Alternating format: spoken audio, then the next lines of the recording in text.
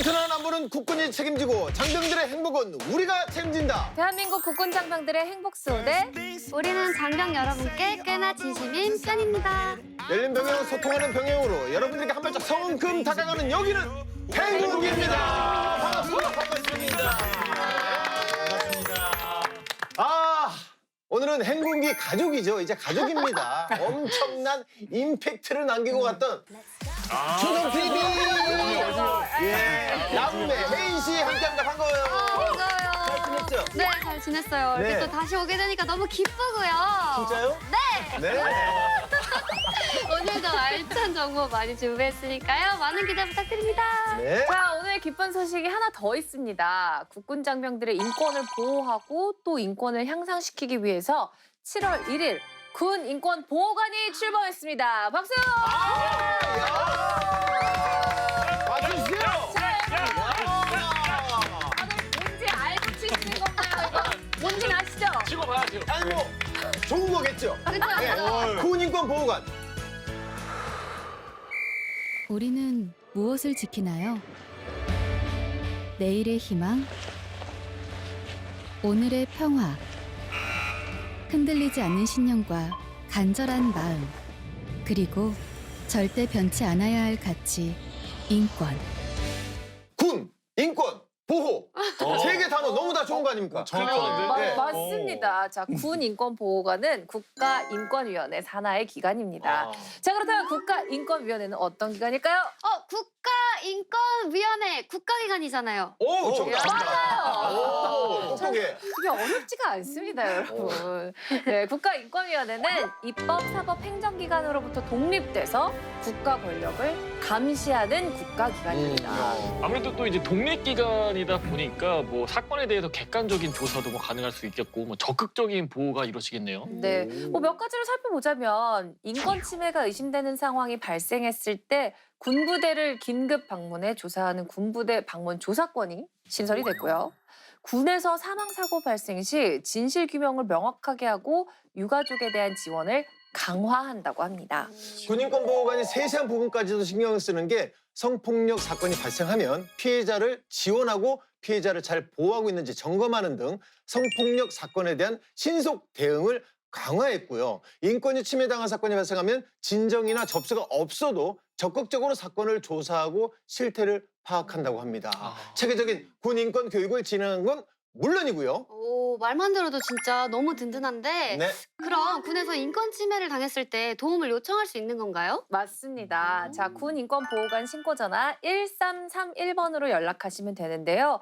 군 인권 전문 상담이 진행이 되고 있습니다. 자, 1년이 지난 사건은 물론이고 피해자 본인이 아니거나 제대 후에도 사건 접수가 가능하니까요. 도움 필요하신 분들 언제든 연락 바랍니다. 네. 이제 우리 국군 장병 분들을 위해서 날로 좋은 제도가 이제 마련되는 것 같아서 아주 매우 뿌듯합니다. 네, 맞아요. 자, 그럼 오늘도 아주 즐겁게 행군기 달려볼까요?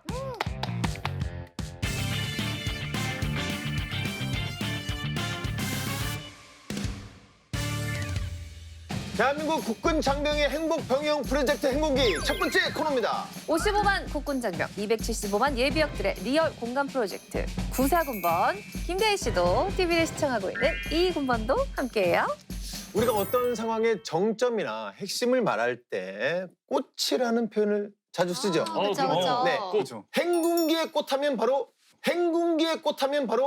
신하영 씨고요. 네. 다행이다. 자, 그렇다면 김대희라고 돼 있었는데. 아유, 저는 꽃이 아닙니다. 네. 그렇다면 군 생활의 꽃은 뭘까요? 휴가. 휴가, 휴가. 아, 그렇죠. 휴가. 아, 그렇죠. 편지 와, 같은 진짜. 거 아닐까요? 충성마트, 충성마트. 면회? 면회. 월급날, 월급날. 월급날. 뭐 틀린 답은 아닌데 그래도 뭐니 해도 군 생활의 꽃은 바로 훈련 아니겠습니까? 박수 한번 주세요.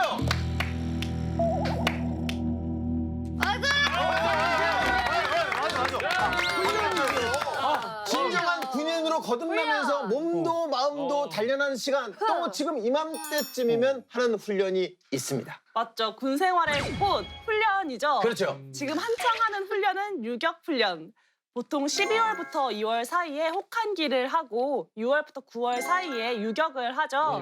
지금이 7월이니까 유격 나갈 준비를 하거나 아니면 유격을 하고 있거나 네. 둘 중 하나겠습니다.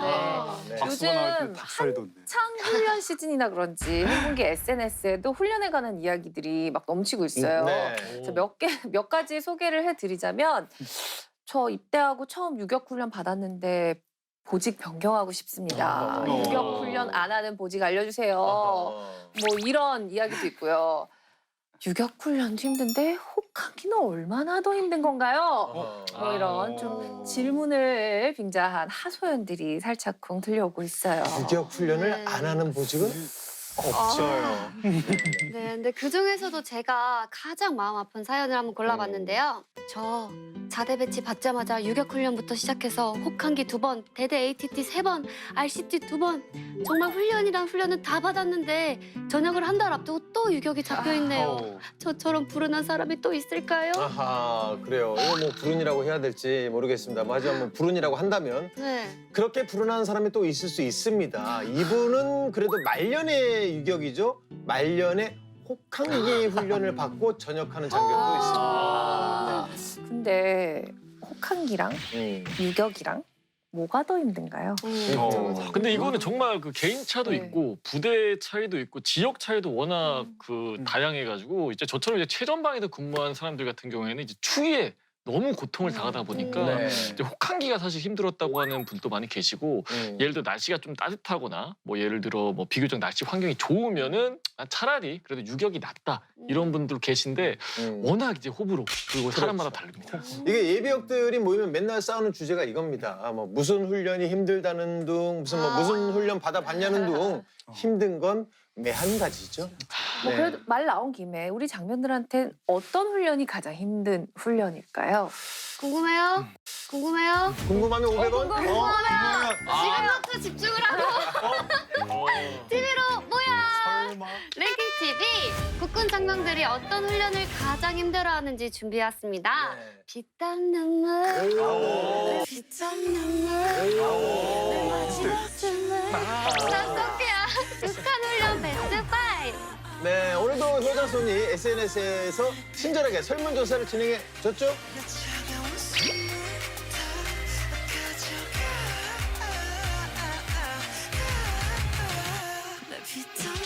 물론입니다. 저도 정말 설문조사하면서 이렇게까지 궁금하고 재미있었던 설문조사는 처음이었는데요. 정말 역대급으로 순위 싸움이 치열했습니다. 거의 뭐 엄마가 좋냐, 아빠가 좋냐 그냥 이런 수준이었거든요. 엄마가 좋은데요? 기대됩니다. 네, 저도 엄마요. 네.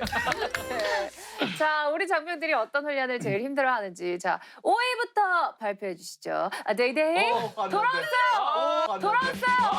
데이데이 돌아왔어요. 데이데이 돌아왔어요.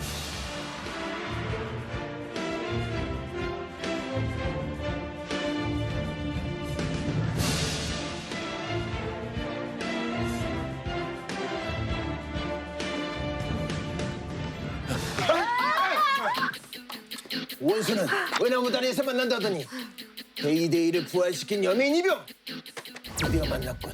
김 병장님, 저 오랜만에 나왔는데 절 쏘실 건가요? 쏠 수 있어! 제 뒤엔 55만 국군 장병과 100만 라떼가 있습니다.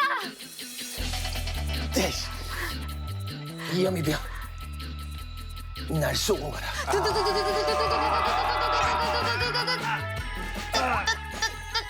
극한 훈련 베스트 5 5위. 대대전술 훈련 ATT.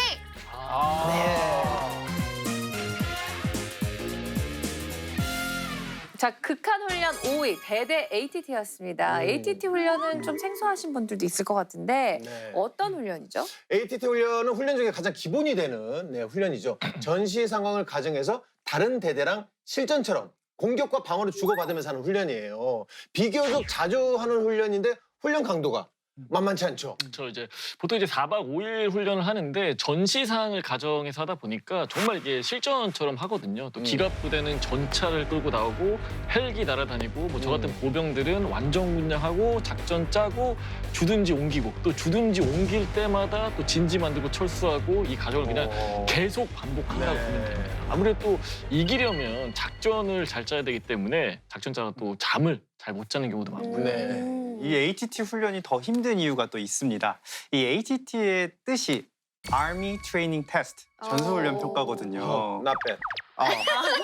Thank you. 예, 즉 훈련이 곧 평가인데 이제 훈련 내내 각 부대의 종합적인 전술을 또 평가를 하니까 아무래도 긴장될 수밖에 없죠. 네. ATT 훈련의 경우 훈련의 결과가 부대의 성과로 직결되기도 하고 1년에 2번씩 받는 평정에도 영향을 끼치기도 합니다. 또 진급이나 병사들의 휴가도 달렸기 때문에 네. 중대장과 간부, 병사들은 이 평가를 잘 받기 위해서 엄청난 신경을 쓰고 있죠. 대대 ATT 할래? 행군 2번 할래? 라고 물어보면 단순한 행군을 100번 하겠다는 장병도 있을 정도로 네. 그 정도로 힘든 훈련이라고 합니다. 말만 들어도 힘든 훈련 같습니다. 자, 근데 이 ATT 훈련이 5위란 말이에요. 자, 앞으로 어떤 훈련들이 기다리고 있을지 궁금한데요. 여맨이병 준비됐나? 김 현장님, ATT 훈련 끝난 지 얼마나 됐다고 또 훈련을 합니까? 지금 고작 4박 5일 ATT 훈련 하나 한 거 가지고 그렇게 힘들어서 강군이 될 수 있겠냐? 이번 훈련은 육군, 해군, 공군, 해병대 모두 모여서 하는 호국 훈련이다. 아, 어쩐지 어디서 단내가 나지 말입니다. 뭐? 됐네? 1303의 매운맛을 보고 싶은 거야? 야야야! 누가 잘났는지 대결하는 게 아니고 육해, 공군, 해병대 합동 훈련하는 거라고 이 끝에. 알죠. 진정하시고요. 국가훈련 베스트 5! 4위 호국 훈련.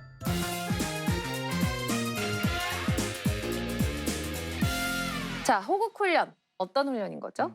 이 호국 훈련은 대한민국 국군 단독으로 하는 합동 훈련인데요. 이제 보통 매년 후반기 10월쯤에 실시하거든요. 맞아요. 이제 거의 30여만 명의 장병들이 모이는 대규모 훈련인데 이 육군, 해군, 공군 그리고 해병대까지 전시에 유기적으로 작전을 수행할 수 있도록 미리 대비하는 훈련입니다. 이 합동 방공 훈련은 물론 합동 상륙 훈련도 또 실시한다고 하네요. 1996년부터 육해공군 해병대는 상호 합동성을 강화하기 위해 야외 기동훈련을 실시해 왔습니다. 하지만 기수에 따라 호국훈련이 있는 부대가 있고 없는 부대가 있습니다. 그럼 다 같이 모여서 어떤 훈련을 하는 거예요? 이게 전시에 각 군이 활약할 수 있는 분야를 집중적으로 훈련을 한다고 네. 보시면 되는데 이제 먼저 육군은 이 전투 지휘 훈련을 겸한 야외 기동 훈련 그리고 중요 시설을 방어하는 훈련을 하고요. 네. 해군은 해상 방어 훈련이랑 항만 방어 훈련을 하고 우리 공군은 이제 방공 훈련과 지상, 해상 근접 지원 훈련을 또 합니다. 자, 호국 훈련이 또 기간이 길어요. 야외에서 한 2, 3주 정도 하는데 훈련이 길면 그만큼 고되죠. 네. 거의 뭐 정신력 싸움이라고 봐야 되죠. 저는 제가 기억하기로는 다행히도 호국인은 훈련을 안 뛴 것 같은데 이게 뭐 안 해봤어? 아니 이게 제 기억이 아니 호국 훈련도 안 해보고 무슨 군대 그 저기 유튜브를 한다는 거야? 어디서 단내가 나지 말입니다. 효자손? 기억이 아니 그거 을지 훈련도 안 해봤어요? 을지 훈련 왜 여기 멸공 이런 거 띠 이렇게 두르고 아니 하는 제가 거. 확실히 기억이 아 나는데 됐어요. 그만해. 어디서 단내가 나지 말입니다. 호국 훈련을 해본 분들 또 이야기를 들으면 거의 3주 동안 텐트를 걷었다 쳤다 이런 또 이동을 반복을 하고 또 씻는 것도 어렵다 보니까 물티슈 하나로 해결을 한다고 합니다. 이제 다른 훈련 같은 거는 이제 힘들어도 이제 끝이 보이는데 이 호국이는 끝이 안 보인다. 네. 근데 4위란 말이죠. 그렇죠. 아, 악명 높은 훈련들이 아직 안 나온 것 같긴 했습니다. 자, 다음 순위에 있을까요? 오늘 이규 훈련에 앞서서 먼저 PT 체조를 실시하겠다. 시범을 보여주고 따라오도록 알겠습니까? 네! PT 체조 1번 높이뛰기. 숙달된 두 개의 시범 하도록 하겠습니다. 하나, 둘, 셋. 네, 하나, 둘, 셋. 네, 하나, 둘, 셋. 유격 체조 8번은 특별히 협영적인 시범을 보이겠다. 시작! 숙달된 조교의 시범 보이도록 하겠습니다. 하나, 둘, 셋. 시작.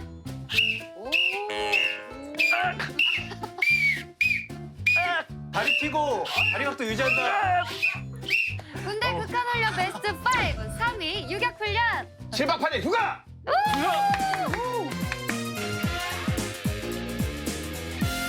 극한훈련 베스트 3위 유격훈련이 네. 차지했습니다. 이야. 와, 근데 방금 보여주신 8번 채도는 정말 보기만 해도 아. 극악무도하네요. 아니 치킨이든 뭐 햄버거든 먹고 싶은 거 다 먹어도 이 체조 한 번 하면은 웬만한 어. 유산소 근력 운동보다 효과가 아주 더 뛰어나죠. 맞습니다. 근데 이제 유격훈련이란 말은 많이 들어봤는데 무슨 훈련인지는 잘 모르겠거든요. 그래서 체조만 하는 훈련은 아니겠죠?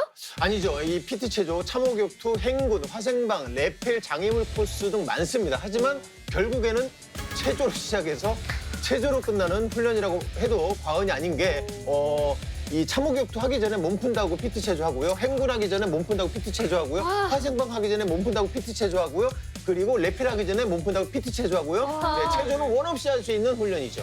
네. 또 그 중에서도 유격 훈련의 꽃은 또 이제 참호 격투인데 네. 소속 이제 부대별로 이제 흙탕물에 들어가서 이제 몸싸움을 많이 진행을 하거든요. 상대편 부대원을 이제 물속 밖으로 이제 내보내는 이제 그런 게임인데 다 같이 뭐 파도 타기 응원전도 하고 우승한 부대를 또 이제 뭐 외박이라던가 휴가 같은 거 보내주기도 하는데 네네. 그래도 뭐 참호격투는 할만한 것 같아요.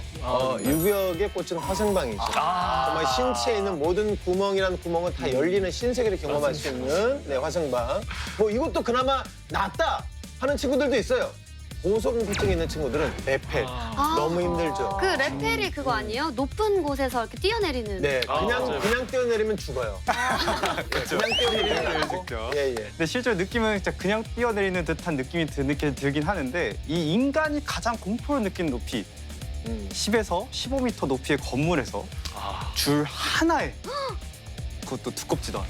그걸 의지해서 수직 낙하하는 건데 네. 이 높은 위치에서 이제 전시 상황이 발생할 수 있으니까 그 상황에 대처하기 위한 훈련인 겁니다. 그렇죠. 네. 근데 듣다 보니까 유격훈련은 체력이나 담력을 기르는 훈련 위주인 것 같아요. 네, 맞습니다. 오. 예리하신데요. 예리하시네요. 네. 유격 훈련은 적을 능가할 수 있는 강인한 체력과 담력, 인내력, 그리고 소대 이하의 단독적인 작전 능력을 배양하기 위한 훈련이거든요. 그래서 체력과 담력을 기르는 훈련 위주로 진행하고 있습니다. 네. 근데 그 유격훈련이 한여름에 하는 훈련이잖아요. 무더위에 고생할 우리 장병분들에게 꿀팁 같은 게 있다면 네. 얘기해 주세요. 뭔가 I believe 부금이 나야 될 것 같은데 I believe. 우리 장병들은요 산에 벌레 많으니까 벌레 패치 꼭 챙기시고요. 그리고 이 땡볕에 훈련 받으니까 피부 타지 않게 선크림 꼭 바르시고 특히 머리가 엄청 뜨겁거든요. 이 철모 안에 쓰는 메쉬 원단으로 된 내피가 있어요. 그게 땀도 흡수해주고 통풍도 잘 돼요. 저도 하나 말씀드리면 우리 장병들 많이 걷거든요. 전투화를 하루 종일 신고 있어요. 발냄새 스프레이, 무좀 방지용 패치, 편한 깔창 꼭 챙겨주세요. 그리고 빨래를 못하니까 양말도 여러 개 챙겨가면 아주 나이스! 자, 이 무더위에 유격훈련으로 고생하는 병사 여러분들 힘내시고요. 자, 데이데이 2위 발표를 해주시죠.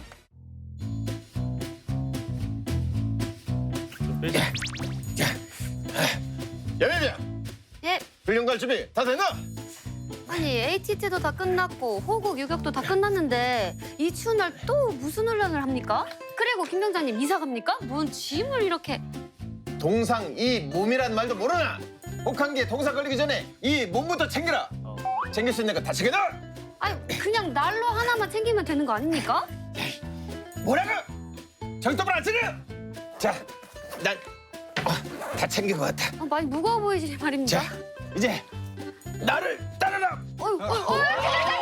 나를 따르라. 움직여 보십시오 김 병장님. 극한 훈련 베스트 5. 2위 혹한기 훈련.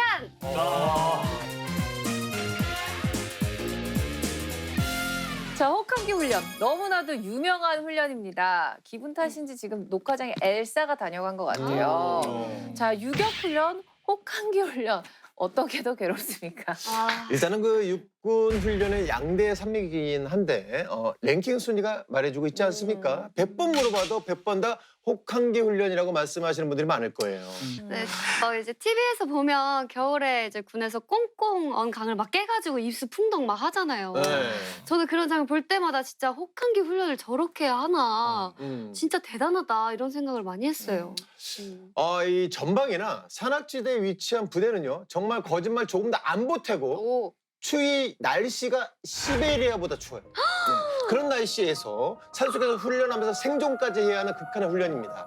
그 날씨에 난방도 없이 텐트 하나 쳐놓고 4박 5일 잔다고 한번 상상을 해보세요. 어떻게 자요? 정말 쉽지 않아요. 정말 이제 추워서 이게 잠도 안 오는데 이제 새벽에 이제 잠들 때쯤에 이제 바닥에서 이제 냉기가 올라오거든요. 아, 이 냉기 때문에 내가 잠을 잘 수 있을까? 네. 근데도 졸려서 이제 잠을 자긴 해요. 훈련이 이제 워낙 힘드니까. 근데 이제 새벽 이제 2시나 3시에 또 일어나야 돼요. 왜냐면 이제 근무를 서야 되니까. 아. 그래서 그 이제 침낭에서 나와야 되는데 공포가 내가 여기서 나가서 살 수 있을까? 겨우겨우 나와. 그래서 이제 그 텐트 밖으로 나오면 거기 이제 전투화가 있는데 날씨가 이제 워낙 추우니까 전투화가 얼어 있어요. 거기다 이제 발을 넣어야 되잖아요. 이것도 너무 고통스러워. 아이고. 이거 자체도 고통스러워서 겨우 신고 딱 일어나서 부사수를 봤는데 입이 돌아가 있는 거예요. 너무 추우니까. 아이고. 근무 안에 텐트에서 추위에 있다 보니까 입이 이렇게 돌아갈 정도로 그만큼 추운 게 사실 이제 혹한. 정말 말씀 잘하셨는데 저도 그 추억이 떠오르네요. 혹한기 훈련 아침에 일어났는데 새벽에 일어났는데 이게 그 전투화가 이렇게 제가 벗었던 모양, 약간 구겨진 모양 그대로 얼어 있거든요. 아, 진짜요? 이거를 풀어야 될 거 아니에요. 어떻게 편하게 좀 이렇게 풀어야 될 거 아니에요. 그래서 던져. 바닥에다가 내리쳤는데 그대로 깨졌어. 진짜 깨졌어요. 전투화 산산조각이 나가지고 와. 깜짝은 없이 그냥 그렇게 행군을 했던. 어떻게 이거는 약간 좀 애매했지 않아요? 이거 아니. 이거 아니에요? 아니, 깨진 아니 그리고 것까지는 MSG 아니야? 옆에 텐트에서는 진짜 이등병이 네네. 못 일어나서 네네. 일어나라고 툭툭 쳤는데 깨져버린 거야. 이건 진짜 이거다. 확실해졌어. 사람이 깨질 정도의 어떤 그런 극한 추위. 네, 방한용품을 진짜 준비를 많이 해도 네. 추운 건 진짜 어쩔 수가 없는 것 같아요. 그렇죠. 물론이죠. 자, 혹한기의 살벌함이 느껴지는 대목입니다. 자, 혹한기 훈련 가면은 어떤 훈련 하는 건가요? 혹한기 훈련은 혹한의 날씨를 체험하고 적응하는 훈련입니다. 겨울에도 상황이 벌어질 수 있으니 작전 수행을 위해 미리미리 훈련하는 거죠. 우리나라는 특히나 산악 지역이 많고 겨울에 극한으로 춥기 때문에 네. 미리 적응하는 훈련을 해야 합니다. 아니 근데 제일 춥다는 12월부터 2월 사이에 하는데 어떻게 버텨야 하는 거죠? 그래서 몸을 자꾸 움직여줘야 하죠. 아. 그래서 냉수 마찰이나 뛴걸음, 급속 행군, PT 체조를 하면서 추위를 극복하는 체력 단련을 합니다. 네, 한마디로 생존을 위해서 꼭 필요한 훈련인 거네요. 자, 그렇다면 혹한기를 잘 버티기 위한 꿀팁은 뭐가 있을까요? 아까도 제가 말씀드렸지만 동상 이 몸이라고 동상 걸리지 않게 이 몸을 잘 챙겨줘야 됩니다. 몸에 열이 날 수 있게 아까 말씀하신 대로 뜬걸음이나 PT 체조하면서 계속 몸을 움직여줘야 돼요. 그리고 그렇죠. 너무 추위에 노출되면 손가락이 이게 붓거나 간지러워요. 아, 그럴 때는 동상의 증상이기 때문에 즉시 상관에게 보고를 해야 됩니다. 자, 혹한기를 준비하는 꿀팁까지 알아봤습니다. 근데 뭐 나올 만한 훈련들은 다 나온 것 같거든요. 근데 아직도 1위가 남아 있습니다. 자, 어떤 훈련일지 바로 만나볼까요? 여인들 드디어 마지막 훈련이다. 이곳은 과학화 훈련장 ATT 홍국 유격 혹한기를 거치면서 쌓은 실력을 유감없이 발휘할 때가 왔다. 태양군입니다. 전방에 태양군 지금 사격 지시.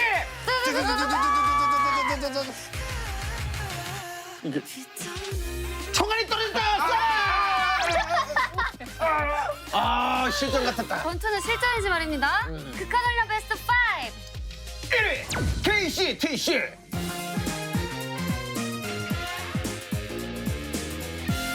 자, 극한훈련 베스트 1위는 KCTC 훈련이 차지했습니다. 도대체 얼마나 힘든 훈련이면 유격, 혹한기를 제치고 1위를 차지한 거예요? 네. 이게 득표율이 무려 50% 이상으로 압도적인 지지를 받은 훈련인데요. 네. 이제 극한 훈련으로 이제 KCTC를 꼽자는 사람은 KCTC 훈련을 안 받아본 사람이다 할 정도로 전폭적인 지지를 받은 극한 훈련입니다. 저는 못 받아봤어요. 네, 저는 아예 처음 들어보는데 와. KCTC가 뭐예요? 훈련? KCTC 훈련이 뭐예요? KCTC는 마일제 장비를 이용한 과학화 훈련입니다. 한마디로 최첨단 장비로 실전과 유사한 전투 환경을 만들고 이 이곳에서 실전처럼 전투 훈련을 하는 것입니다. 이 과학화 훈련장은 전 세계에서 딱 13개 국가밖에 없는데 그중 여단급 규모를 갖춘 훈련장은 미국, 이스라엘 그리고 한국이 유일합니다. 뭔가 과학화 훈련이면 느낌상 왠지 좀 스마트하고 좀 편리할 것 같은데 네. 아닌가요? 아닙니다. 이게 아. 실제 전쟁과 똑같은 상황이 펼쳐져요. 네. 이제 물자와 장비를 배분하고 이제 본격적으로 교전을 진행하는데 이 폭발물 설치는 물론 뭐 방어 전략도 세우고 부상자도 응급 처치하고 실제 상황에서 벌어질 수 있는 이 다양한 상황을 경험하는 건데요. 그래서 잠잘 시간은 물론 씻을 시간도 없는 이 극한의 훈련입니다. 이렇게 극한의 상황에서 버텨야 하기 때문에 훈련을 위한 준비 기간만 무려 2~3개월이 필요합니다. 와. 또 실제 전투처럼 이 북한군과 전투 훈련을 하거든요. 북한군하고 전투를 한다고요? 이게 농담이고 이 그런 농담을. 진정하세요. 북한군과 동일한 전술적 대응을 하는 전문 대항군 연대랑 이 전투 훈련을 하거든요. 그러니까 이게 대항군 역할을 맡은 부대가 북한군처럼 완벽하게 준비를 하고 아, 있는 그래요? 대항군까지 진짜 실전하고 똑같은 상황을 만드는 거네요. 네, 맞습니다. 전문 대항군 연대는 육군 과학화 전투 훈련단 소속인데요. 일명 전갈부대라고 불립니다. 실제로 북한의 전술을 익히고 북한 전술 용어를 암기해서 시험을 볼 정도로 완벽히 준비 태세를 갖춰서 전투에 임한다고 합니다. 이야, 진짜 정말 말 그대로 제대로 준비해서 오는 거네요. 그러면 그만큼 전투력도 강해야 되는 거잖아요. 예, 맞습니다. 이 슬로건도 적보다 강한 적, 적보다 지독한 적인데요. 이 KCTC 훈련만 거의 연간 10회 이상 하면서 1년 내내 실전과 같은 훈련을 계속 반복하기 때문에 체력은 물론이고 이 전술 수행 능력 그리고 훈련 강도가 정말 혀를 내두를 정도라고 하네요. 그럼 정갈부대는 KCTC 훈련에 최적화된 부대인 거잖아요. 그런 부대를 다른 부대가 이길 수 있을까요? 거의 못 이긴다고 보면 됩니다. 오. 예. 이 체력은 물론이고 이 KCTC 그 지형에 익숙하다 보니까 전투에서 좀 더 유리하죠. 네. 하지만 KCTC 훈련은 승패에 연연하지 않는 훈련입니다. 이 대항군을 통해서 어떤 전술이 부족한지 깨닫고 부족한 점을 보완하고 피드백하는 목적의 훈련이거든요.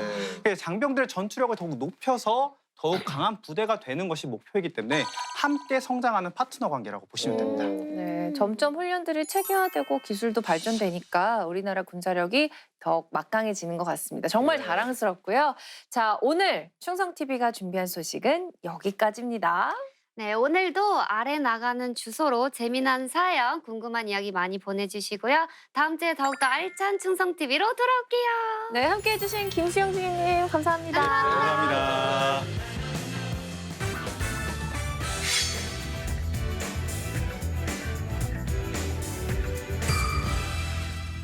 대한민국 국군 장병들의 인권을 사수하라. 행복한 내일을 위해 그날의 사건을 되짚어보는 사건의 재구성 시간입니다. 장병들의 행복한 병영 그리고 인권을 위해 행군기가 앞장서겠습니다. 지금껏 관습이란 이름으로 자행되어온 악습, 불합리한 관행, 이제는 안녕. 군에서 벌어진 하나의 사건을 다각도로 짚어보고 문제점을 하나하나 살펴보는 사건의 재구성입니다. 네, 오늘도 사건의 재구성 함께해 주십니다. 육군본부 과학수사센터의 윤대중 수사관님 반갑습니다. 안녕하세요. 윤대중입니다. 범인이 남긴 흔적, 그 심리를 시원하게 꿰뚫어 보겠습니다. 좋습니다. 자, 오늘의 사연 바로 만나보겠습니다. A 중의 대답이 가관이었습니다. 도끼병이니까. 도끼병. 와, 집까지 그럼 찾아간 거네. 제정신이 아니네. 소름 끼친다. 와, 진짜 이거네요. 설마. 아, 근데 좀 불안해. 아닌 거 아니었으면 좋겠는데 좀 지금.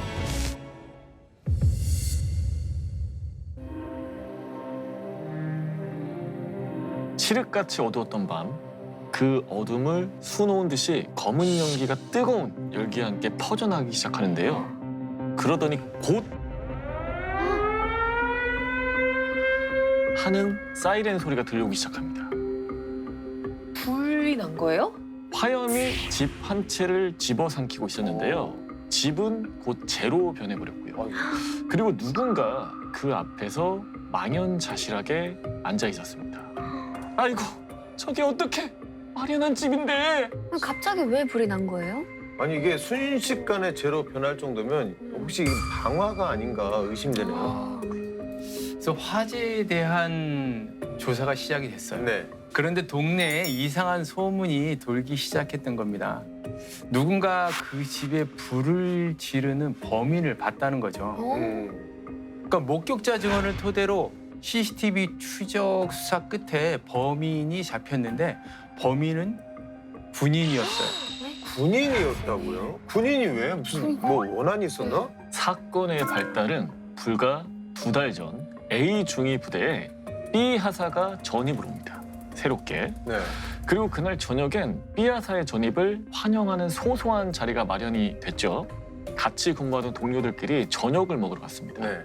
저녁 메뉴는 갈비탕. 오, 맛있겠네요. 그쵸. 갈비탕. 다들 이렇게 기대를 하고 이제 네. 모임을 간 거예요. 그래서 어디에서 근무하다 왔냐, 고향이 어디냐, 뭐 이런 소소한 이야기들이 오가고 있을 무렵 B 하사가 A 중위 그릇에 갈비대 하나를 옮겨놔요. 그러더니 제가 많이 못 먹어서요. 제 것 좀 더 드세요. 사회생활 잘하시죠. 맞아, 맞아. 네. 근데 여기서 A 중위는 묘한 생각을 합니다. 혹시 이 사람이 나 좋아하나? 갈비대 하나요? 넘어갔어요. 갑자기? 네. 그래서 A 중위가 B 하사에게 떠보듯이 물어봅니다. 내가 이 동네 맛집 좀 많이 아는데 언제 한번 같이 가지 않을래? 이 상황에서 B 하사는 뭐라고 대답을 했을까요? 그래도 상관이 물어보니까 좀 다음에 가도 될까요? 뭐 이렇게 얘기하지 않았을까요? 맞아. 이 상황에서 네. 아니요? 이러기도 단호하게. 쉽지 않아요. 네. 그렇지. 뭐 예의상이라도. 네. 맞습니다. 이런 식으로 네, 다음에 같이 가죠 라고 대답을 합니다. 근데 문제는 여기서부터 발생을 하는데요. 그날 이후부터 A 중위는 B 하사를 마주칠 때마다 약속 언제 지킬 거냐 묻기 시작을 하는데요. 불편해. 그 A 중에도 B 하사가 마음에 들었던 거예요. 오히려 반대였어요. A 중위는 B 하사가 자신을 좋아한다고 생각했어요. 네. 왜냐? 근무 중에 눈을 마주쳤는데 B 하사가 눈웃음을 쳤다는 거예요. 심지어 1분 동안 눈을 3번이나 마주쳤다. 그리고 언젠가는 커피를 마시고 있는데 B 하사가 커피 자주 드시네요 하고 관심을 보였다라는 거죠. 제가 봤을 때는 그냥 평범한 사회생활인 것 같거든요. 맞아요. 그냥 무난하게 사회생활하는 것 같아요. 어떤 포인트에서 자기를 좋아한다고 생각을 했을지 좀 저만 헷갈리는 거 아니죠 지금? 약간 그 A 중위가 도끼병이 있는 것 같기도 하고요. 그러니까 이후에 A 중위의 집착이 시작됐어요. 퇴근할 때마다 집에 데려다 주겠다라고 이야기를 하거나 주말에 같이 영화를 보러 가자고 이야기를 하거나 그때마다 B 하사는 늘 거절했고요. 그냥 뭐 상급자 이상으로는 안 보이셨던 것 같아요. 뭐 매번 거절했으면은 이제 A 중위가 자기를 남자로 안 보나 보다 하고 눈치를 챌 만도 한데. 그렇죠. 맞아요. 네. 과연 그랬을까요? 무서워.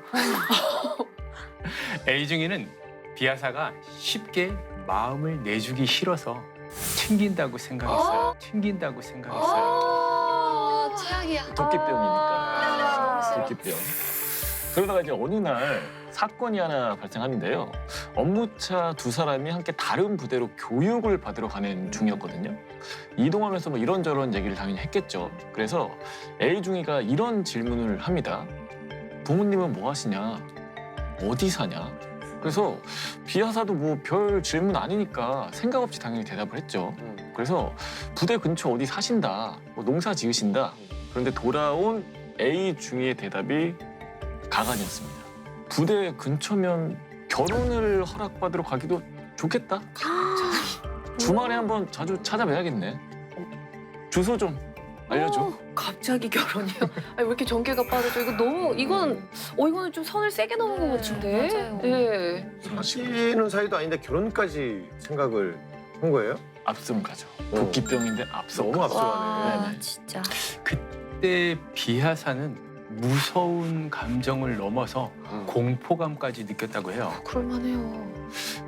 그래서 단호하게 거절을 했죠. 죄송합니다.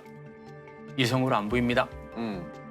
그때 A 중위의 반응은 어땠을까요? 아 이미 제가 볼 땐 착각의 늪에 완전히 푹 빠져있기 때문에 뭐 귀에도 안 들렸을 것 같은데요. 맞아요. 너도 나 좋아하는 거 다 안다. 그만 튕겨라. 뭐 이런 식으로 대답을 합니다. 그러더니 이상한 질문을 하기 시작을 해요. 그동안 남자는 얼마나 사귀어 봤냐? 그 남자하고의 뭐 관계는 어디까지 가봤냐? 차마 방송에서 이야기할 수 없을 정도로 노골적인 성적인 질문을 하기 시작합니다. 죽구만. 와 진짜 이거네요. 진짜 단둘이서 그렇게 있으면 너무 무서웠을 것 같아요. 근데 이제 문제는 A 중에 막무가내 행동은 계속됩니다. 업무가 끝나면 자기 차로 오라고 지시를 하는데요. 그래서 B 하사가 좀 거절을 하면 업무에 관련된 일이라고 하면서 어떻게든 차에 태운 거죠. 진짜 너무 싫었겠다. 그쵸. 어떡해. 그리고는 이제 마치 애인 사이라도 된 것처럼 행동을 합니다. 밖에서는 치마 입고 다니지 마라 라고 하는가 하면 뭔 상관이야. 옷을 정리해 준다면서 은근히 만지기도 해요. 진짜 난리가 났는데 B 하사가 그리고 조금이라도 불편한 기색을 하면 바로 지금 항명하는 거야? 라면서 화를 내기도 합니다. 갑자기 또. 그래서 군생활 편하게 하려면 자기 말 잘 들어야 된다. 야. 이렇게 얘기를 해요. 저는 근데 완전히 권력남용이잖아요. 네. 연인 사이에도 해서는 안 될 말을 연인 사이가 아닌데 권력을 앞세워서 하고 있어. 이 생각의 필터라는 거를 이제 걸러서 얘기를 해야 되는데 생각나는 대로 그냥 막 얘기하는구만. B 하사는 굉장한 스트레스에 시달렸어요. 이건 수사 중에 제출된 B 하사의 진단서입니다. 어머, 진단서까지. 세상에 이게 위염, 산부인과에선 자궁 및 질출혈, 어머. 그리고 정신과에서는 심한 스트레스에 대한 반응 및 적응 장애, 불면증. 어떡해. 심각하네. 네. 상태가 심각하네. 와, 지금 거의 한 뭐 4주 동안, 기본 4주 동안 안정이 필요하고 합병증 발생 시 추가 진단이 필요하다. 뭐 딱 봐도 좀 심각한 지금 상태인 것 같아요. 세장. 네. 내과, 정신과, 산부인과에서 다. 그렇게 치료를 받은 B 하사의 어릴 때부터 꿈이 군인이었다고 합니다. 그래서 천직이라고 생각한 일을 A중이 때문에 그만두고 싶지 않았던 거고요. 그래서 신고할까 생각도 했는데 자신에게 이제 꼬리표가 붙을까 봐 되게 불안해했습니다. 네. 이런 일이 소문이 나면 자신에게 해가 될까 오히려 두려웠던 거죠. 너무 안타깝다. 그러던 어느 날 또 놀랄 만한 사건이 또 터집니다. 더 있어요? 네, 끝나잖아요. B 하사에게 전화 한 통이 걸렸는데요. 발신인은 엄마. 근데 이제 통화를 하다 보니까 약간 좀 이상한 거예요. 자꾸 갑자기 남자친구에 대해 묻는 거예요. 남자친구? 어떡해. 혹시 뭐 A 중이? 아니야, 그럴 리 없어요. 설마. 아, 근데 좀 불안해. 아닌 거 아니었으면 그쵸. 좋겠는데 좀 지금 불안해요. 네. 예. 엄마 말의 요는 이랬습니다. 주말마다 너 남자친구라는 사람이 찾아와서 집안일을 도와주고 선물을 주고 간다. 근데 아, 너가 알면 부담스러워하니까 제발 비밀로 해달라 하더라. 도대체 그 남자는 언제 정식으로 소개를 해줄 거냐 설마 이거를 했는데. 들은 거예요. 와 집까지 그럼 찾아간 거네. 제정신이 아니네. 소름 끼친다 진짜. 진짜 소름. 네, 그쵸? 완전 소름. 저도 깜짝 놀랐어요. B 하사는 A중이에게 전화를 걸어서 불같이 화를 냈습니다. 이제. 자꾸 이런 식으로 나오면 신고하겠다고 말이죠. 이제. 근데 A중이가 눈 하나 깜빡했을까요? 안 했어요. 똑바로 뜨고 있었을 것 같아요. 이렇게 했어야 되는 거죠. 아, 근데 이쯤 되면은 그 다음에 어떤 짓을 할지 너무 무서워지는데요. 그렇습니다. 그 A 중위는 당장 B 하사의 숙소로 찾아가요. 근데 놀랍게도 꽃다발을 안고 말이죠. B 하사가 당연히 이제 문을 열어주지 않자 집 앞에서 소리를 지릅니다. 집에 있는 거 다 안다. 그만 튕기고 제발 좀 사귀고 결혼하자. 이렇게. 생각만 해도 너무 무서운데요? 도망치고 싶을 것 같아요. 안에서는 이제 아무런 반응이 없으니까 A 중위는 이제 돌발 행위를 합니다. 가스 배관을 타고 올라가서 비하사 집 창문을 열려고 심지어 시도를 합니다. 어떻게? 그 바로 주방에서 이렇게 꺼내야 되는 거 아니에요? 아, 야, 진짜 너무 자기 무섭다. 갈 때까지 갔네. 맞습니다. 비하사가 얼마나 무서웠을까요? 공포에 질려서 그 순간에 벌벌벌 떨다가 112에 신고를 했어요. 네. 그 덕에 A 중위는 일단 조사를 받게 됐고요. 조사를 마치고 귀가하던 길에 A 중위는 화가 머리 끝까지 납니다. 비하사가 자신을 가지고 놀았다는 생각을 지울 수 없었다고 해요. 이 정도면 사회생활에 문제가 있는 거 아니에요? 게다가 이제 곧 부대에 이 관련된 사실이 알려질 거라고 생각하니까 참을 수가 없었어요. A 중위는 그 길로 비하사 부모님 집으로 찾아갑니다. 어머. 그리고 집에 있던 휘발유를 뿌리고 불을 지르고 도주하게 된 거예요. 자, 이 사건 어떻게 생각하십니까? 와, 너무 충격적이다. 네. 이런 일이 진짜 일어날 수 있을까 싶을 정도로 사실 믿겨지지가 않을 정도의 그쵸. 충격적인 사건이에요. 맞아요, 맞아요. 이게 뭐 본인 관리도 안 되는데 밑에 병사분들을 관리를 어떻게 하겠어요, 이거는. 문제가 있지. 진짜 사소하게 한 행동들이 이렇게 커진다고는 상상도 못할 것 같아요. 아니, 그 오해에서 시작해서 이제 집착으로 갔는데 이게 너무 이 정도가 심한 게 뭐 상대방이 아닌 그 상대방의 부모님 집에 불을 지른 거잖아요. 아, 이게 말이 되는 일이에요. 아. 이게? 너무 심한 것 같아요. 일단 뭐 너무나 강력한 범죄가 하나가 너무 당연한 범죄가 있는데 네. 이게 참 안타까운 게 요즘에 사회에서도 그렇고 군대에서도 스토킹 사건이 벌어진다는 게 좀 안타까운 것 같아요. 작년에 혹시 기억나시는지 모르겠는데 노원구 새 모녀 살인 아. 사건 혹시 다들 기억하시나요? 아, 정말 그럼요. 어젯밤 서울 노원구의 한 아파트에서 새 모녀가 흉기에 찔려 숨진 채 발견됐습니다. 충격적인 사건이었죠. 이 가해자가 게임에서 만난 여성을 스토킹한 것도 모자라서 살해까지 한 사건이었죠. 혼자 집착하다가 아무 연관도 없는 피해 여성의 동생과 그리고 어머니까지 살해했던 정말 끔찍한 사건이었습니다. 진짜 끔찍했어요. 뭐 일방적으로 쫓아다니다가 거절당하니까 살인까지 저지른 거잖아요. 요즘은 일반인들 상대로도 스토킹 범죄가 드물지 않게 일어나는 것 같아요. 그러니까 아무래도 스토킹이라는 범죄 자체가 이제 막 처벌법이 생겼을 정도로 대중에게 많이 알려진 범죄는 아니었잖아요. 그렇죠. 그래서 그 기준도 조금 애매한 거는 사실인 것 같아요. 누군가 나를 계속 몰래 지켜보고 있는 것 같은데 기분이 나쁘다. 뭐 이런 것도 스토킹에 해당이 되는지 그 기준이 좀 궁금하거든요. 네. 네, 법률적으로 보면 상대의 의사와 상관없이 상대방이나 그의 가족에게 접근하거나 따라다니는 행위 등을 스토킹으로 보고 있어요.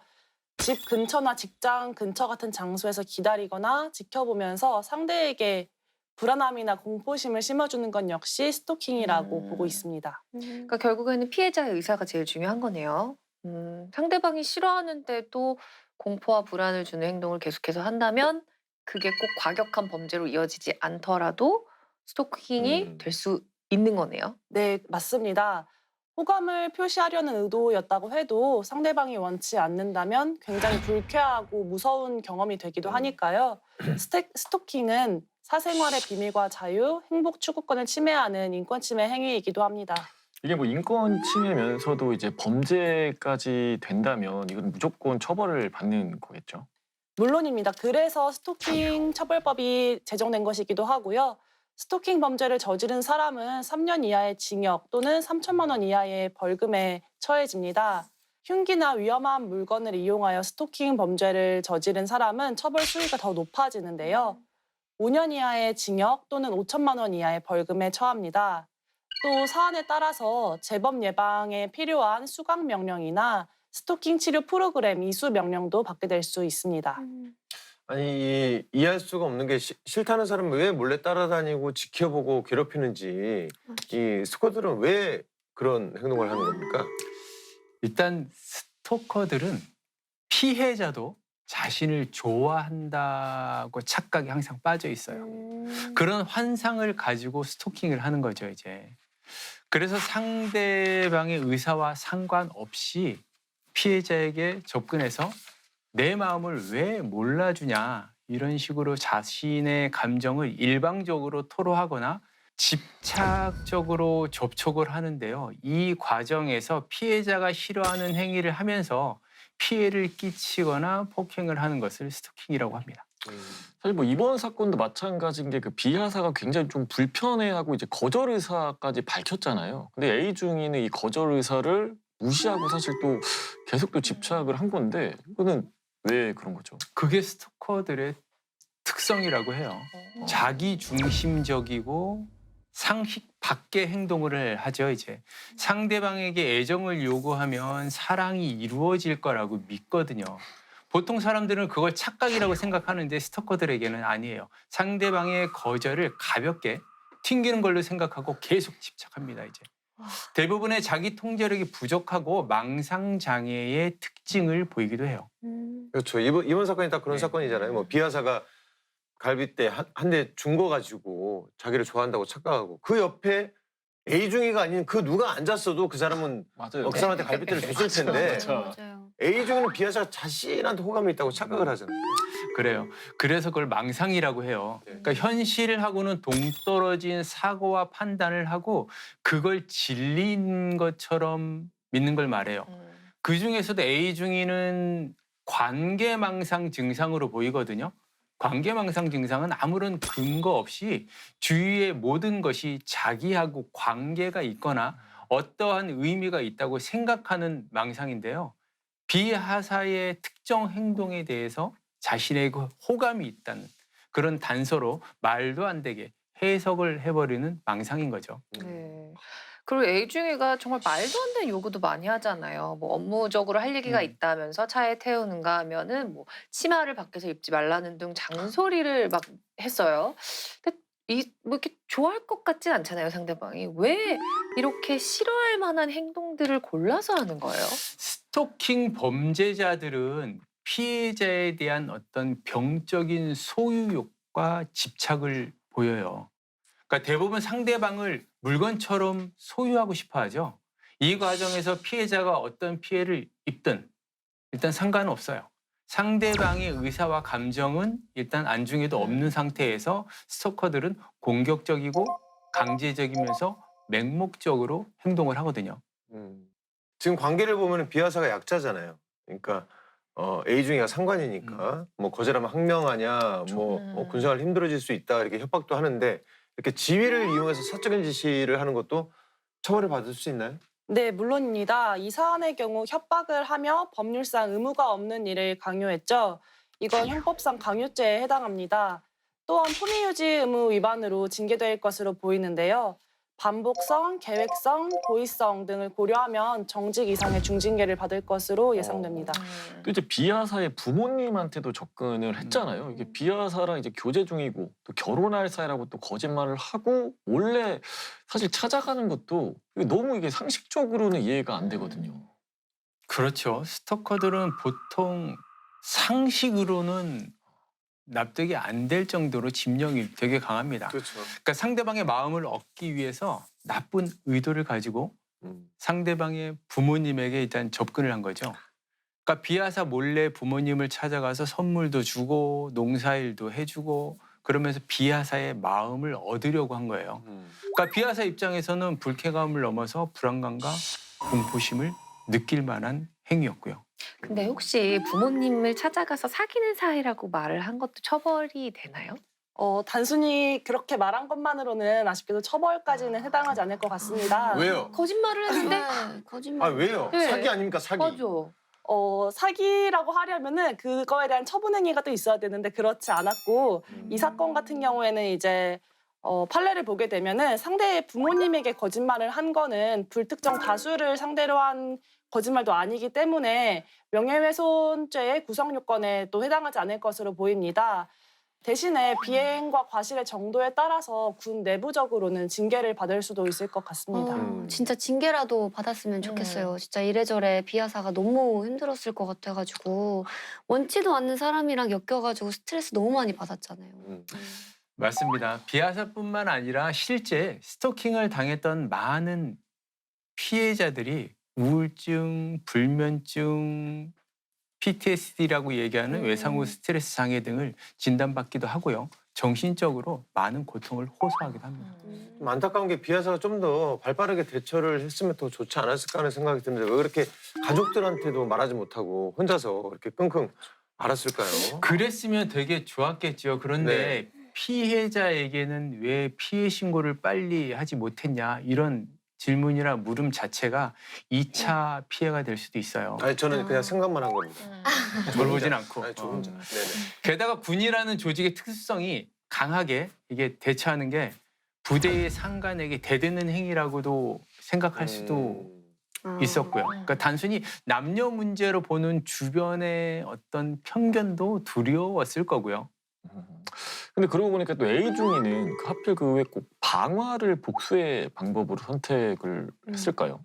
이게 FBI 행동과학부 연구에 의하면 방화 범죄의 유형이 7가지가 있거든요. 그 7가지 중에 보복 방화범에 해당이 돼요.